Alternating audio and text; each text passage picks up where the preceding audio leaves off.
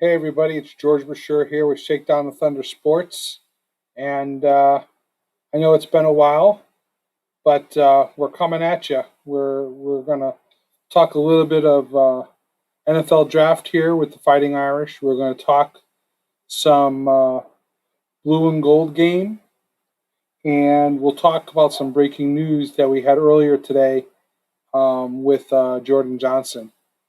So let's get right into it, and let's talk about the NFL draft. Um, Once again this year, the Fighting Irish, unfortunately, this year didn't have any guys go in the first round, but they drafted 9 of the 14 players that were eligible to be signed in the NFL draft. Five of the five other players were signed to undrafted free agent contracts with 5 players only going to 3 different teams, which is pretty darn interesting in itself. And we'll get into that in a little bit. How you doing, Matt? Good to see you. Thanks for coming on. So um, let's talk about the elephant in the room. After 5 years at the University of Notre Dame and being QB1, Ian Book I would say probably the biggest news of the draft as far as guys that got signed, going to the New Orleans Saints. Just amazing that the Saints are willing to take a chance with Book. But as everyone's pointing out, the fact that the Saints know what to do with a guy who's 6 foot nothing and pretty light there. He is very much a Drew Brees protege. What's even more fun about it is that Ian Book leaves Notre Dame for New Orleans, and Drew Brees leaves New Orleans for the press box at Notre Dame. So it's good to see that after all the tough times that Book had with the critics in the fan base, and I'll say some in the media, he gets his opportunity and he goes in the 4th round to the New Orleans Saints. The surprise of the draft was the fact that Jeremiah Owusu-Koramoah had gone so late in the draft. The breaking news from that, as released this afternoon by Adam Schefter of ESPN, that it appeared that Jeremiah there was a report of a heart condition that was detected on a physical. And they're saying that the doctors ultimately cleared Jeremiah, but it did contribute to him going later than expected. So just when you think that you know everything that's going on and how the draft is going to go, there's things that go on behind the scenes that you just don't know about. And I know we all sat here were wondering why Jeremiah had not gone. And then you get this news this afternoon that there was as they're calling it, um, a heart issue that came up late in the process. So, hey, you know what? Stuff like that happens. Ultimately gets cleared by the doctors to play, and that's all that's important is the fact that he's going to get his chance in the NFL to go out there and perform. Absolutely, Rich. I got to agree with you 100%. Regardless what people think about Book, you know what? He's a winner. Um, I would take 10. I would take 10 Ian Books on my team. It's kind of like the movie Rudy, right? When everyone's giving him a hard time, and then the coach goes, you know, I wish I had 100 of you on my team. Okay, so in the end, it's about heart, it's about leadership, and being able to win. There's 85 plus members on a team. It's just not one guy's fault that a team doesn't win. He's the winningest quarterback at the University of Notre Dame. So you can't argue that point. If you're looking at statistics, it's definitely a no-brainer. Gary, I'll get to your question a little bit about games in the fall, but I definitely will not let that go. I will definitely answer that question. Um, yes, Tom, Drew Brees is going to be doing color on ND games. I think it's going to be a very good fit for the university. Um, let's talk about some of the other picks here. Aaron Banks, he gets to go join Mike McGlinchey out at the 49ers on the offensive line. Um, this year was the year, it seemed to be the year of battery mates. People who played with other players are getting teamed up with the players that they played with in the past. So he gets to go out there and join McGlinchey out there on the offensive line. We talked about Ian Book. Liam Eichenberg. I didn't have it, as they say, I didn't have it on my bingo card that Liam Eichenberg was going to be the first Irish to go in that draft in the second round, and he went to the Dolphins. Good for him. He's going to be going to the Dolphins, and he'll be up front there protecting Tua now. So that's one thing that the NFL has learned is that they need to protect their players, and you got to put a big, stout guy up there on the front line there to protect him from a defensive player. Robert Hainsey, third round draft pick to the Buccaneers. How about that? Hainsey gets to go on the offensive line and battle for a spot to go out there and be in front of Tom Brady and protecting him. It's just amazing the opportunities that these guys are going to get this year. Let's see. Yes. Yep. Joe Burrow and Jamar Chase. Yes, also from LSU. Absolutely. But it makes perfect sense that you team up guys with the guys that they know, and then it's a lot easier for them to go in and perform. So we'll talk about Ade. He went to the Falcons in the 5th round, and he'll do good there. We talked about Jeremiah.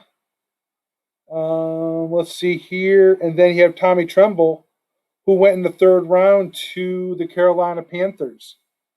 So he gets to go there and join some past teammates as well. So there's definitely Irish pairing up all over the NFL. As far as undrafted free agents go,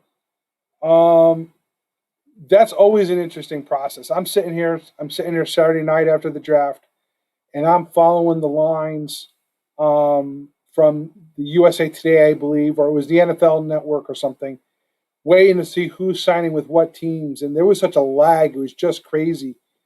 Ultimately, I ended up following a couple other folks. And that's right. I'm sorry, Matt. Tony Jones Jr. That's right. He's with the Saints too. So that's a good thing. It's good. It's good. That's a good matchup there as well. And I'm trying to keep up with the undrafted free agents because it's just important to know what those guys are going to do versus the guys that got drafted. This year, unlike a couple years in a row, everybody that was eligible to be drafted or signed got signed. Nick McLeod went to the Buffalo Bills. Let's see here. Where is? And I missed actually another player. We'll come back to him in a second. Sean Crawford got signed with Las Vegas, and we had three players go to the Detroit Lions. Brock Wright, Javon McKinley, and Tommy Kramer.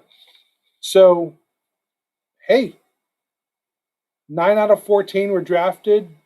The remaining 5 all signed contracts. So that's half the battle when it comes to draft day or that whole draft process. It's all about being able to put pen to paper and go to the next level. Let's see what we got going on here with questions.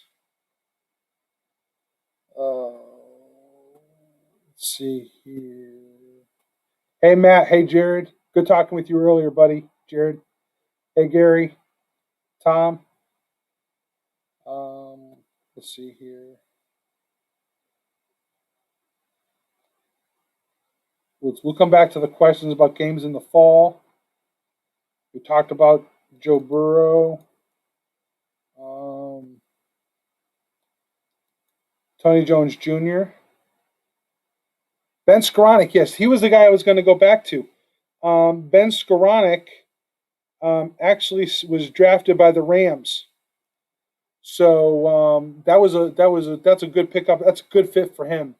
Really, really good for him. So it's really nice to see that he's getting that opportunity. He deserved it. He balled out last year when he came in here for one season, and in a pandemic shortened season per se. He was able to come in here and build up his NFL stock, and he really, really did. He did a great job out there at wide receiver. Hi, Anna. How you doing? Um, let's see here. And Dalen Hayes. How did I miss Dalen Hayes? Dalen Hayes went to the Ravens. So good for him.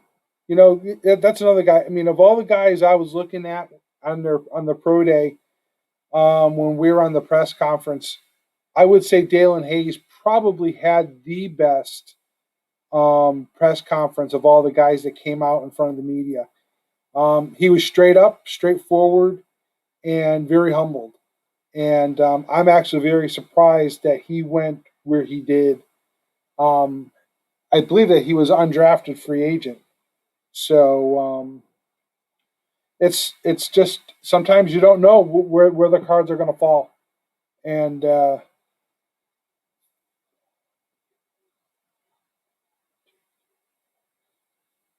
no, he was drafted. I'm sorry, Dalen Hayes was drafted. I thought so. So yeah, we'll see what's going to happen this year. Um, I could tell you it was kind of crazy. We were in the stadium for the blue and gold game, and the announcer comes over the PA system with breaking news, and you all think you just think that it's going to be one of those things, just part of whatever's going on. And he came out with a statement of picked 133 in the draft. Ian Book goes to the New Orleans Saints. The stadium erupted for the small amount of people that were there in the stadium. They that place was pretty darn loud when that news was revealed. So good for him once again. Let's see here. Any questions from you guys? Because we're going to talk about Jordan Johnson here, and then we'll get to the blue and gold game. This afternoon, it was announced that Jordan Johnson is going to enter the transfer portal. Um, it's very interesting to see how some folks in the media play this up, and how some folks on the social media pages are playing this off. Um, I'll be straight up with you folks. Jordan Johnson had troubles last year, and Coach Kelly talked about it a couple times. Coach had said if we can get him straightened out and in the classroom, that he would get a chance. And sometimes, and then this year, you know, with everyone coming in and everything being jockeyed around for position, you know what? You can't be upset with the guy. You can't blame anybody. Jordan Johnson made a choice, and his choice was to enter into the transfer portal and try and go play someplace else. All you can do is wish the kid best of luck. And Gary, there you go. In a list that always grows. Um, there's it's a 5-star recruit that had some struggles in the classroom, and it's okay.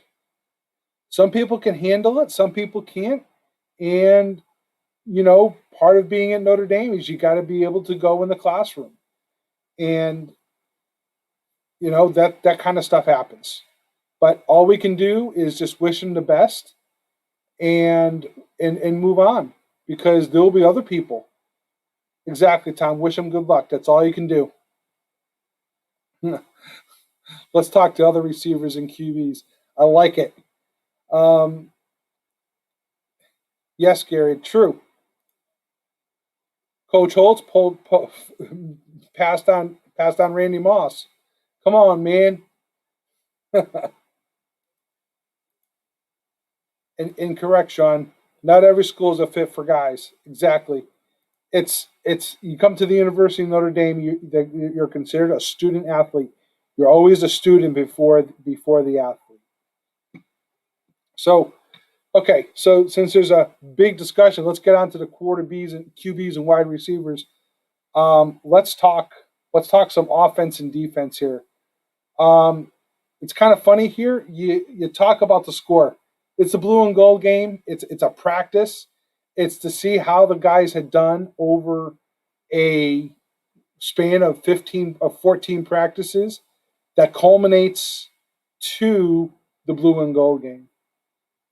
And I'm not going from notes, folks. I'm going from what I heard in the press conference. I have nothing in front of me. I I have key points that Coach discussed in the press conference that we'll talk about. So the first thing that I want to make sure that I touch on is the quarterbacks. Okay, very interesting day for the quarterbacks. The conversation right along has been about Cone and Pine, them in the quarterback battle. Um, Buckner was a little late to the game because um, he didn't play last year. He didn't play any high school ball last year. So, as Coach had said from the beginning of the season, since the beginning of spring practice, is that basically Buckner's got to kick off he's got to kick the rust off, and that he needs to just catch up. Okay. So once again, remember, folks, this is a practice game in which they bring fans in to watch and they have a little bit of fun and keep score. But they're really trying to do is look at what they have. So what came out of the press conference is the coach said they split the teams up evenly. So both squads, they wanted to give them equal strength. They didn't want to favor one side versus the other. They really tried to split up the squad as best they could with equal strength. Okay. So on the blue side of the ball, the quarterbacks were Drew Pine and Buckner. Okay, which on the other side of the ball, I believe was Cone and Paulus, if I remember correctly. So let's see. We'll look at home. Yep, the quarterbacks for the home were Pine and Buckner, and for away was Paulus and Cone. Okay. So let's talk about the home team first. So Pine, look to me, seemed to be was playing better than was seemed to be playing better than Cone. Um, Pine was reading his plays. The one thing that I did notice and I did recognize with some discussion with a buddy of mine, Tim, is that Pine seemed to be, you know, looking at his receivers, and people were able to pick up on that, and which led to interceptions. Okay, that stuff is something you need to work out early in the season, because you don't want to be telegraphing where the ball is going to go. So that was one indication that I did see, was that Pond was kind of leading his receivers with his eyes, and the defense was able to pick up on that and able to get a couple interceptions off of Pine. So Pine overall was 11 to 23 for 146 yards. Um, and let's talk about Buckner. I want to talk about. I'm not going to put him on a pedestal, because once again, this is just a practice and it's a series of scheduled plays and events. Um, he looked pretty darn. He looked pretty darn good for a guy that had some rust on him. Earlier in the process, he on one of his drives. I think it was a drive in the fourth quarter. Um, Yeah, I think it was a drive in the fourth quarter that I'm trying to get to the plays here. Yeah, there it is. Big plays. Let's see here. Buckner, he completed 3 passes in a row, which was pretty darn impressive. Um, he had a pass for 23 yards to Evans. He had a 23-yard pass to Keys.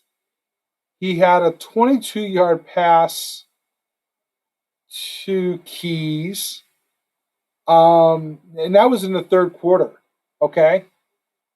And in the fourth quarter, he had an 18-yard pass to Lindsey, a 37-yard pass to Lindsey, and he had a 17-yard pass to Keys. He looked pretty solid. I'm going to tell you, like I said, for a guy who seemed to be, having rust on him at the beginning of spring, um, he played pretty darn well. And I remember posting a couple of times that he definitely wants to be able to play on Saturday. Um, as that discussion comes up, you know what's going to come up in the press conference, right? It all starts talking about, well, what about Buckner? What about Buckner? Everyone starts talking about Buckner. Um, Coach Kelly pretty much said, you know, great teams win national championships, and his job is to put great players on the field. And the one thing that he wants to do is get great players to be part of the games. Okay, if he said something to the fact that he wants to figure out a way to get Buckner to be part of the game. We don't know what that means. It's only May now, folks. So, and this was on May 1st. So there's still a lot of things to figure out. There's still a lot of post, spring ball reviews to do and all that other stuff. I still say that the job is Pines to lose, and Cone being the second string. But as we've all seen here at the University of Notre Dame, in the end, you got to be able to perform at a minute's notice. And that's how Joe Montana got his start, right? Starting quarterback goes down, second string quarterback goes down.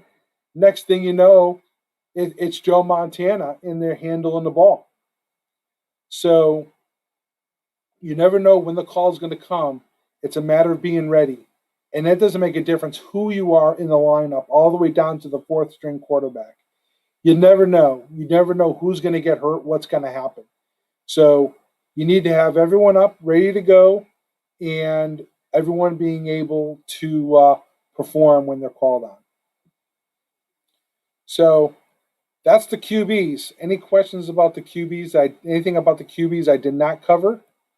I guess I'll wait a few minutes and then we'll talk about the away team, and that's where Cone and Paulus come into play.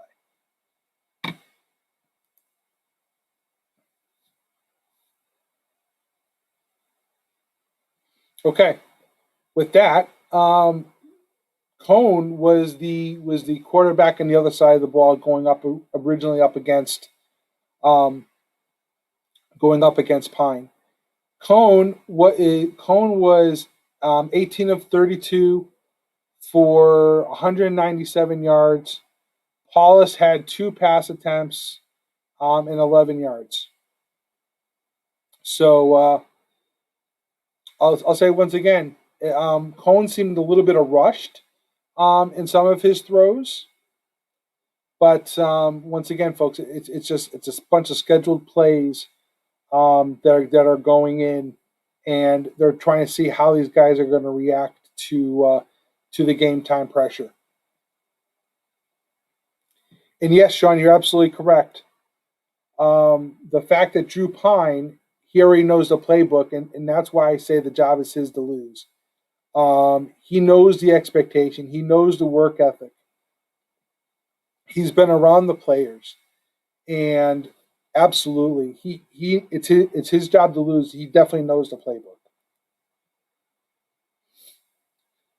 So yeah, I mean, it was really pretty much all Jack Cohn for the Fighting Irish as far as quarterback. Paulus only came in the fourth quarter late, and he did some cleanup work there at the end of the game. But you know what? Cohn didn't do so bad. He's definitely a good two that you want to have while you're still trying to bring Buckner up to speed and and kick off that rush some more. So we'll go back and we'll talk about the home side of the ball. And we'll talk about receivers. Big days. There was a couple of guys that had a pretty big day. Lawrence Keys, 115 yards, um, targeted 14 times for 115 yards. His longest reception was for 41. Braden Lenzy was targeted 7 times with 5 receptions for 88 yards. Let's see here. Chris Tyree, running back. He actually got the ball a couple times for 16 yards. So pretty good there. I mean, that's what you want to see. You want to see Lawrence Keys. Braden Lenzy, we know, was out last year late with the injuries. It's good to see that he's back and he's able to do what he needs to do. But no, he had a good day. He had a really good day. And I got to be honest with you. I want to go special teams really quick, and then we'll go back to wide receivers. Jay Braumblett, okay, folks, 42.7 was his. Let's see, he had a long of 47 yards. From where I was sitting, it looked like it was about 50. But that's not bad for not having statistics in front of me sitting in the stands. He had a long punt of 47 yards. He almost stuck the ball on the 1 yard line. It was riding the white line, and it just went back into the end zone. That sucker was we were sitting. The ball was actually moving in our direction along the goal line, but that sucker almost got stuck at the 1. So there was just a monstrous punt by Jay Braumblett. Let's see here. Lindsey Keys, Davis, and Wilkins, in my opinion, will be the key group this year. Of course, you added Meyer and from the tight end spot. So I agree with you, Sean, 100%. There was something going on with Meyer that he did not play. Coach had mentioned that he was about 80%. He could have gone in, but they just opted for him not to play. So that was the story with Meyer. The reason why you didn't hear his name called on Saturday was that he had some stuff going on there, and the coaches didn't want to play. Gary, I believe Avery Davis was on the other side of the ball, and we will go there right now. We will go to the away side, and we will go talk about the wide receivers on the away side. But ultimately, in the end, Notre Dame wins on Saturday. So, Gary, just to let you know, Avery Davis targeted 6 times, 5 receptions for 84 yards, a long of 24. George Takix, I love that guy. I just love his name. 4 targets, 3 catches, 32 yards. Wilkins, 35 yards. Salerno, 25. Even Sibo Flemister got 2 yards passing. So if there's one thing that I'm not going to say what Notre Dame's going to do this season, but you can see where they're trying to do is add more of their the running backs into the receiving game. And I'm sorry, I missed Kyron Williams. He had 20 yards catching. So everybody was a little bit involved. Everyone was playing different roles on the team, and that's really what they're trying to do. They're really trying to get folks cross-trained. So here, I know everyone's looking. I know everyone's looking for defense, and there it is. Hold on. So Braumblett, that's right, played off. He played on both sides of the ball. Go figure. And I forgot about that. He did. Remember, I had said that he looked like he had a 50-yard punt. He had a 52-yard punt, and that sucker was just amazing.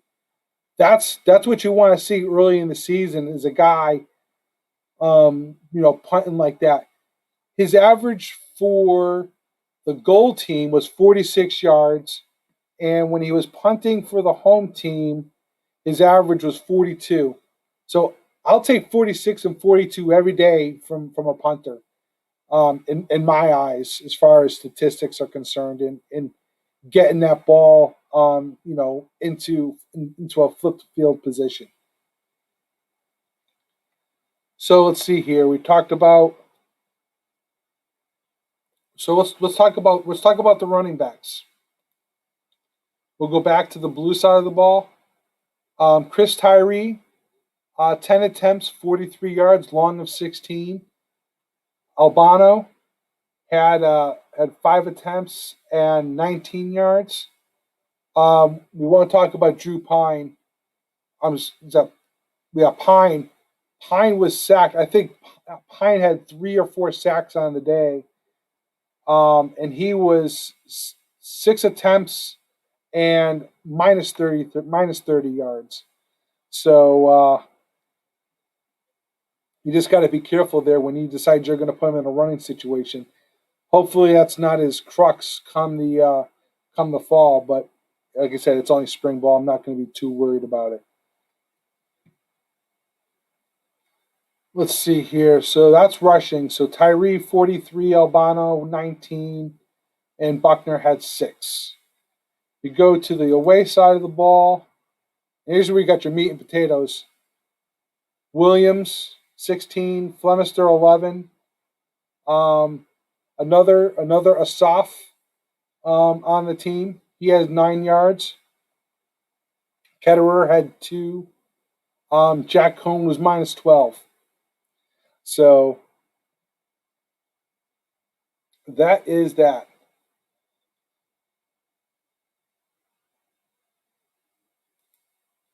Yep, and Rich Dutcher, he has a great comment here. Good to see the local kid, Chase Ketterer from New Prairie get a carry. Hey, you know what? If it's growing in your backyard, go pick it. Use it to your advantage. So we're gonna go talk defense here. We'll go to the Ham side of the ball. For the defense, I'll tell you what. I was really impressed with our defense. Our side of the ball for the home. Simon had an INT, and let's see here. He had the one lonely INT for the blue side, along with the quarterback Hurry. But Kaiser had 5 total tackles, 5 solo. Brown had 4 total tackles, 3 solo, 1 tackle for loss. Bracy had 4 total tackles, 4 solo, 1 tackle for loss, and one PBU. I'll tell you what, the Adamiola brothers are just amazing. They really, really complement each other, and it's going to be great. It's going to be great watching those guys this year because the one brother had 2 tackles, 2 solo, 1 sack, 2 tackles for loss, 1 tackle, 1 solo, 1 sack, and one tackle for loss. So I got to agree when it comes to our defense, it's going to be freaking awesome. I think our defense under Coach Freeman is just amazing. It's a lot more loose, as the guys are saying, than from under Clark Lee. And Don't get me wrong, Clark Lee was a great coach. Um, sure beats Brian Van Gorder from what he had there.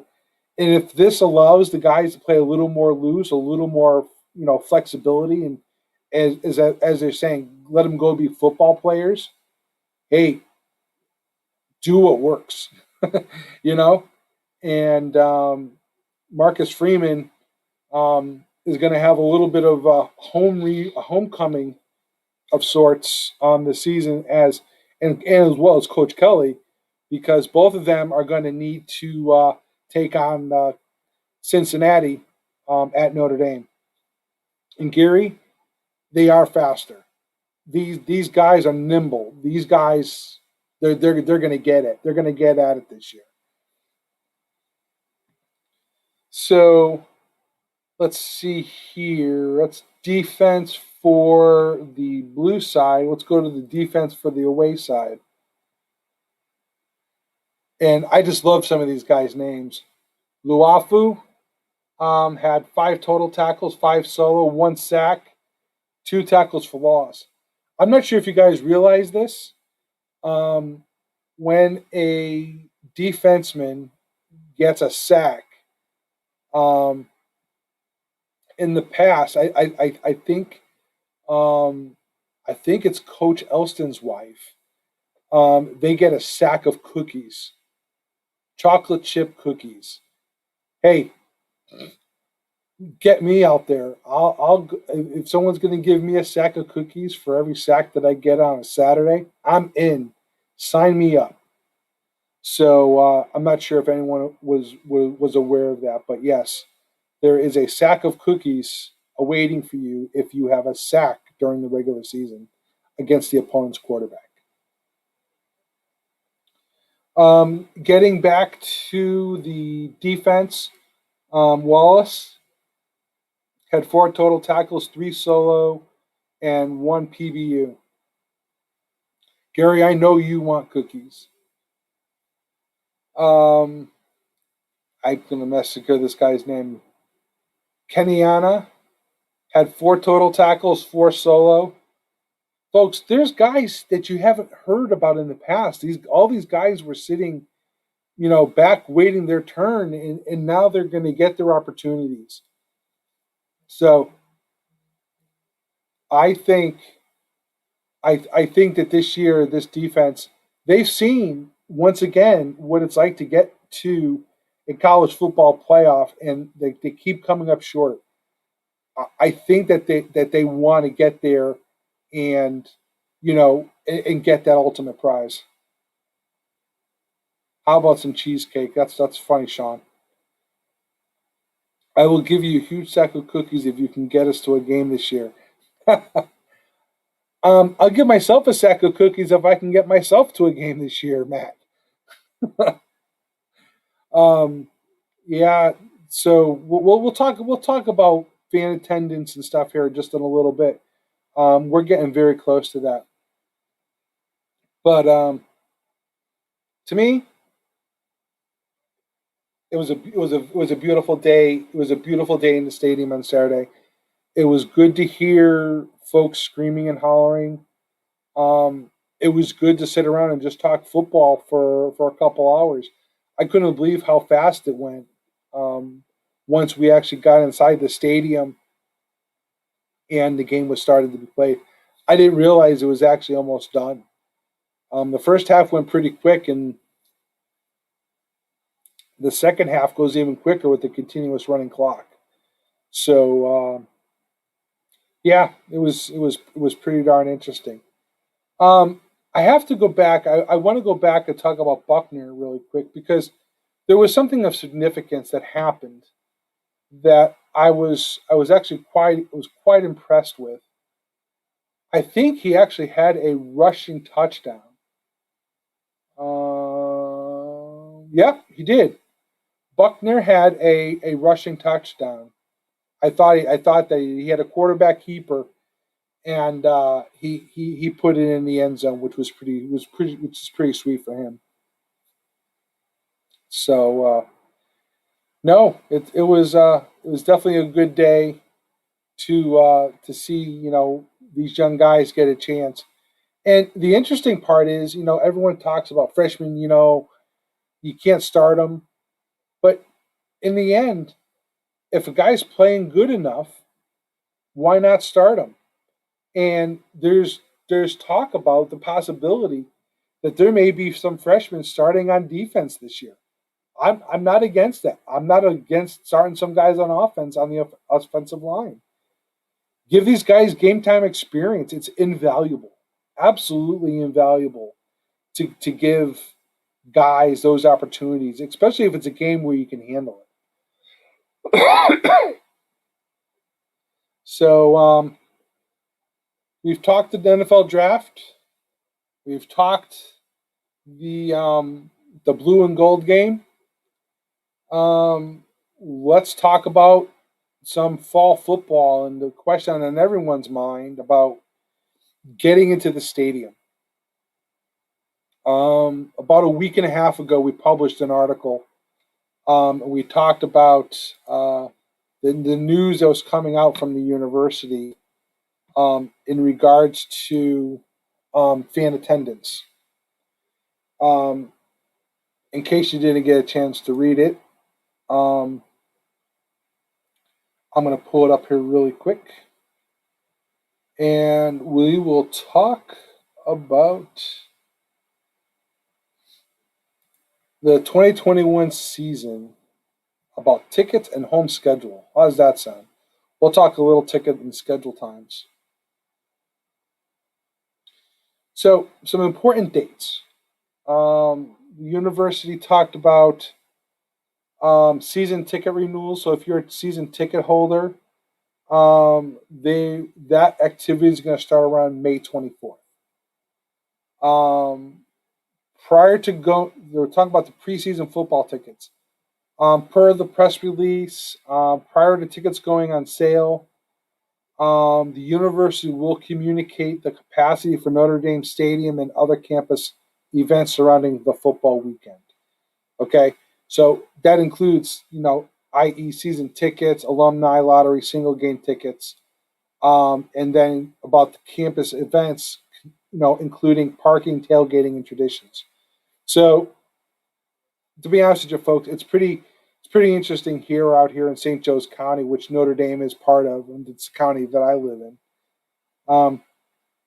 The whole COVID thing is really being controlled by the board of health. They're running with a pretty big stick, and they're really doing what they can to control large populations of people. So before we go, when we get upset about the university not having folks into the stadium, just remember that they're trying to adhere to guidelines put in place by the county board of health, and they have to comply. It's easier to, I guess in this case, easier to comply than it is to, go against the grain. That's about all that I'm going to say about that.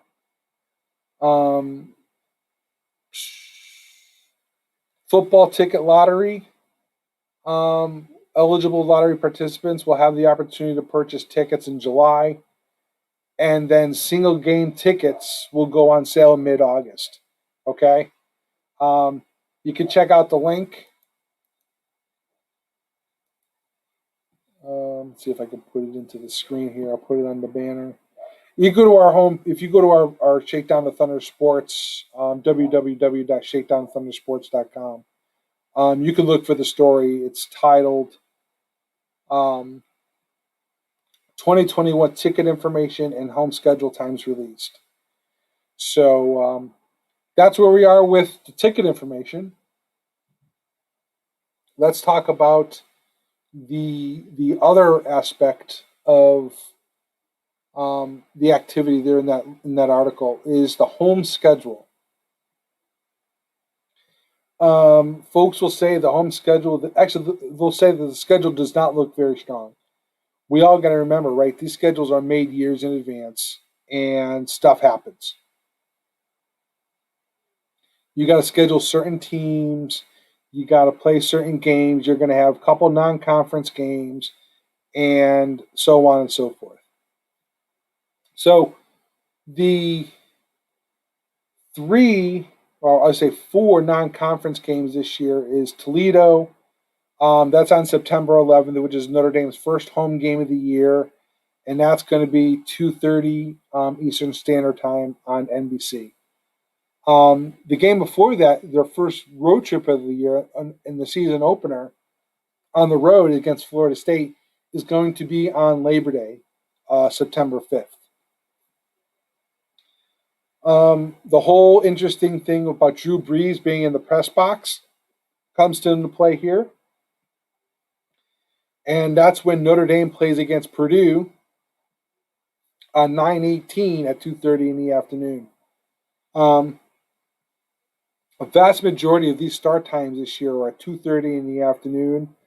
I believe with the home games anyway, with one other game starting at 3:30 at home. So most of the schedules are 2:30, and then there's the 3:30 game. We'll talk about that. In a second.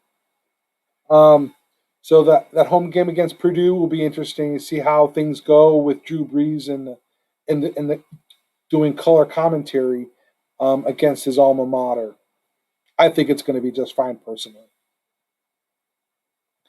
On September 2nd, we'll get to that game in a second, Sean. We'll talk about Wisconsin in a second. I'll sleep in the bathtub. Nice. Cincinnati comes to town, and that's where I was talking about the reunion of sorts of Cincinnati with the connection to Coach Kelly and Marcus Freeman. There's going to be a lot of guys, especially on offense, going to be wanting to beat Marcus Freeman's defense. He's going to have his defense really ready to go for that game, which starts at 2:30 once again. And then we come into we'll skip over the Virginia Tech game. Coming off of the bye, Notre Dame will play USC at 7:30 on October 23rd. There's nothing like a night game in Notre Dame, folks. If you ever have the chance, it's just awesome. And they play back-to-back primetime games. The following weekend, the day before Halloween this year, the Tar Heels come into town, and they'll play a 7:30 start in that game as well. The following week, it's 3 home games in a row: October 23rd, October 30th, and then November 6th. Navy's back on the schedule, and that game is the 3:30 in the afternoon game. And the last home game of the season is against Georgia Tech, which is Senior Day on November 20th. So there is 4 2:30 games, 2 7:30 games, and 1 3:30 start. So not a bad schedule to be on for a home schedule. Early afternoon primetime games are absolutely the best. The interesting game in the schedule, and we talked about Florida State. That'll be a good game. Wisconsin, that's on the road. That's a neutral field against Wisconsin, and that'll be at Soldier Field. Virginia Tech on the road. Virginia on the road, and they close off the season on the road at Stanford on November 27th. So the good part about this year is there is no ACC championship game. So hopefully after that schedule, Notre Dame is 12-0, and they are on their way, hopefully, to another opportunity for the college football playoffs this year. So we'll stay tuned to see how that goes. So that's the schedule, and I will be more than happy to answer any questions that you have, or try to answer any questions that you guys may have.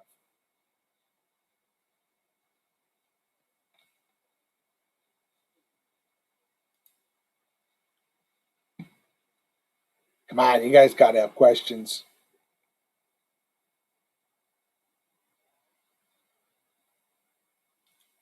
Speaking of QBs, what's the word on Clark? It's a great question. Let me go. Let me look that one up.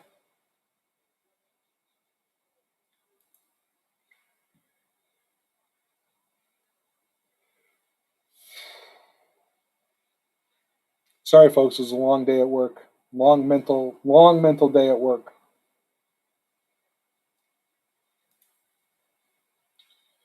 Let's go take a look at the roster. Sports football roster.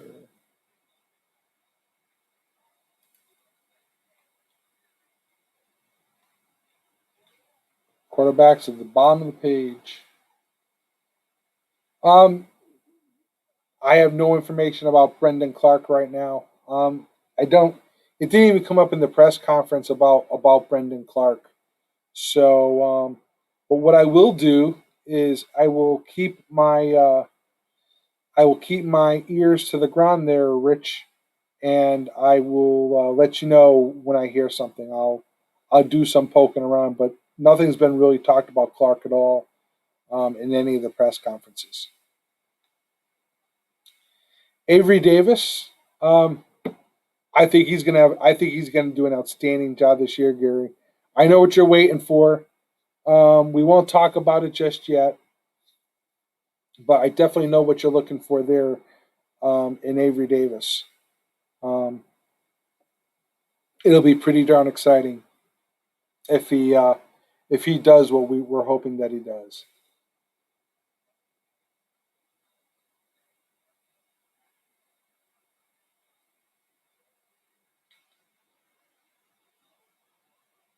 Any questions? Am I missing something here, you guys?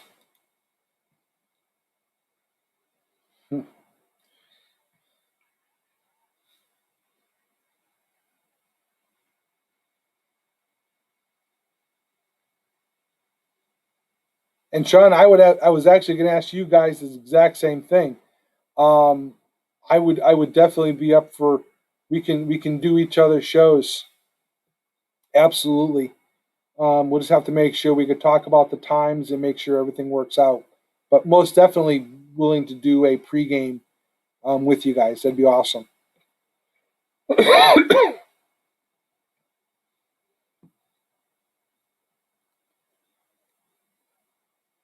And you also got to remember we don't even have all of our we don't even have all of our players in camp yet. Okay. Um, let's see here. I know there's a couple here. Oh, where are the freshmen? Where's the freshman class? Lorenzo Styles. He's not on, even on campus yet.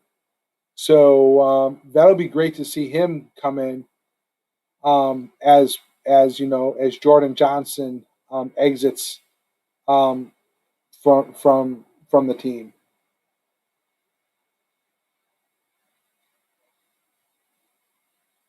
And Sean, nothing beats live on location. By the way, it's absolutely awesome. I did a live on location from Yankee Stadium when I was down there for the bowl. Gary, great question. Will we sign any transfers this year?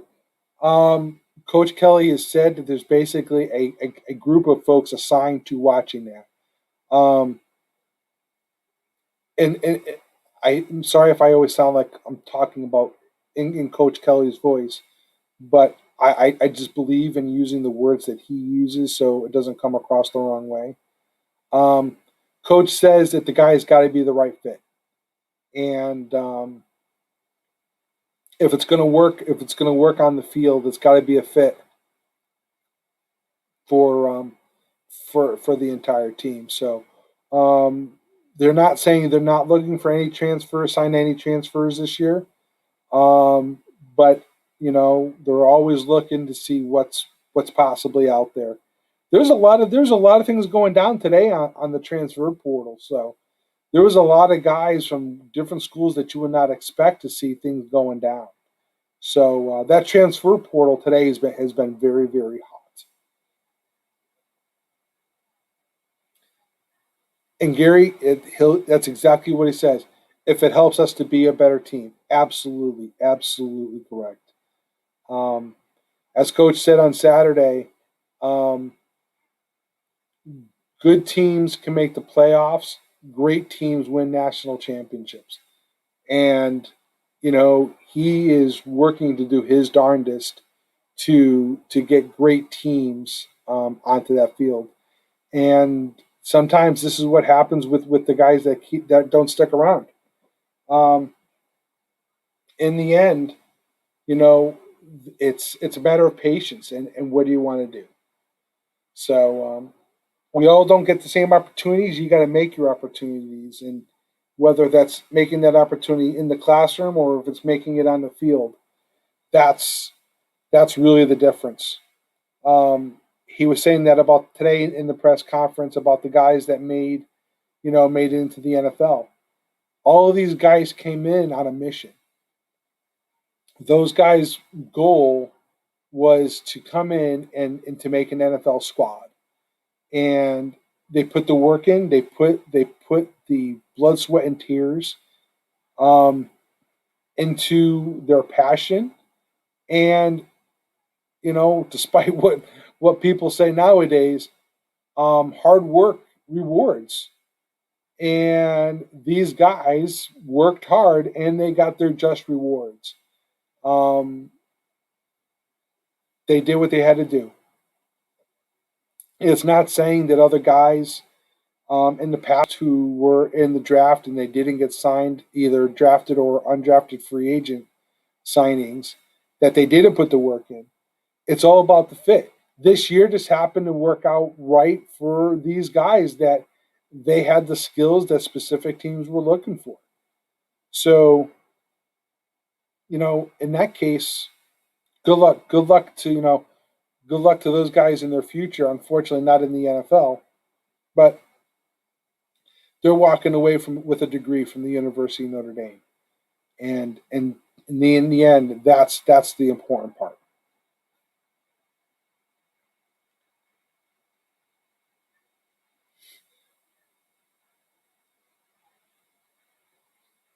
You guys got any other questions?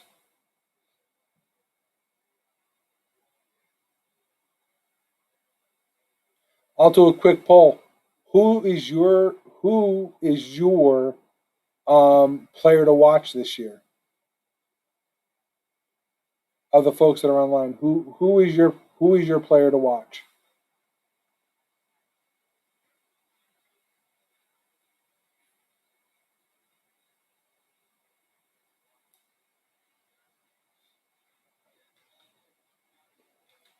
I have a couple personally that I'm looking at, but Chris Tyree, Rich, I couldn't disagree with you there.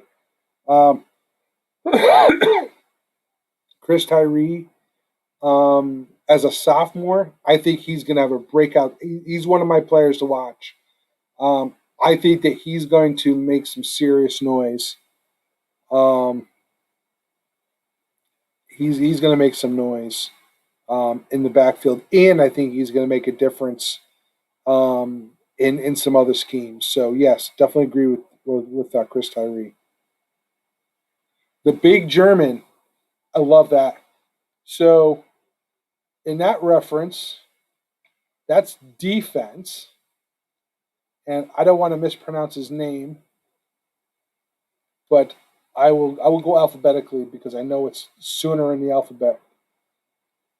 Um, Ahrensberger, Alexander Ahrensberger, 6'6" and 7/8", 252 pounds on the defensive line from Dusseldorf, Germany. Shannon, yes, he is the big German. He's a big dude. And Coach Kelly says that he's coming around as well. So he is definitely making progress, and that's good to hear. And of course, Gary, I know you're going to go with Avery Davis. So no, good things there. He's going to he's going to transcend on the offense this year. And yes, Ahrensberger is definitely going to be a sack machine. He will he'll be partaking in some of those chocolate chip cookie sacks for sure.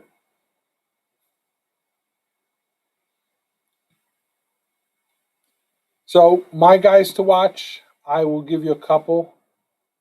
Um, I'll give you one offense and one defense. How does that sound? So on defense, I'm gonna have to go with Isaiah Foskey. I'll say Isaiah Foskey is my guy to watch on defense this year. And my guy on offense, I'm going to go with it. It's easy to, you know what? It's going to be very easy to say. It's going to be able to say, um, I'm not going to call him Baby Gronk. Michael Mayer. It's easy to say Michael Mayer. Um, I'm going to go with. Oh, I would love to see Kevin Austin with everything that he's gone through this year. I would love to see Kevin Austin come back and have one of those years. So I will go with Kevin Austin, and I will go with God. Who did I already say? Isaiah Foskey. Those will be my two guys to watch to watch this year. Yep, he was good at the Rose Bowl. Absolutely. Yep, if he can definitely stay healthy. So, folks, you know what? It was great getting back out here, and I apologize for being away. The first part of the year has not been my friend.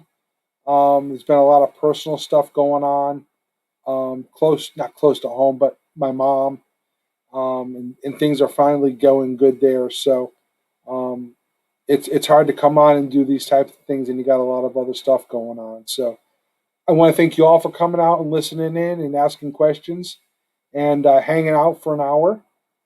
Good stuff. You guys can shoot me a message anytime you want. If you got a question, I'll do the best I can to answer it.